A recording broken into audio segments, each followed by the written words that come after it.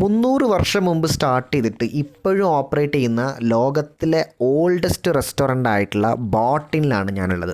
Plaza മേയറിൻ്റെ അടുത്ത് 4 ഫ്ലോറുകളിലായിട്ടുള്ള ഈ ബോട്ടിൻ റെസ്റ്റോറൻ്റാണ് Guinness books of റെക്കോർഡ്സിൽ ഏറ്റവും ഓൾഡസ്റ്റ് ഓപ്പറേറ്റിംഗ് റെസ്റ്റോറൻ്റ് എന്നുള്ള പദവിയുള്ള ഏക റെസ്റ്റോറൻറ്റ്. ഉള്ളിലെ കാഴ്ചകളും ആംബിയൻസും നെക്സ്റ്റ് ലെവലാണ്. അതായത് 300 വർഷം ഒരു റെസ്റ്റോറൻറ്റ് കണ്ടിന്യൂസ്ലി ഓപ്പറേറ്റ് ചെയ്യുമ്പം സ്പാനിഷിൻ്റെ ചരിത്രം എഴുത്തുകളായിട്ടും ഫോട്ടോസായിട്ടും നമുക്ക് ഉള്ളിൽ കാണാൻ പറ്റും. നമ്മൾ കയറി വന്ന റിസപ്ഷൻ ഫ്ലോർ എന്ന് പറയുന്നത് ഗ്രൗണ്ട് ഫ്ലോറാണ്. ഇപ്പോൾ താഴോട്ട് ഇറങ്ങിയിട്ട് ബേസ്മെൻറ്റിൽ വന്നിരിക്കുകയാണ്.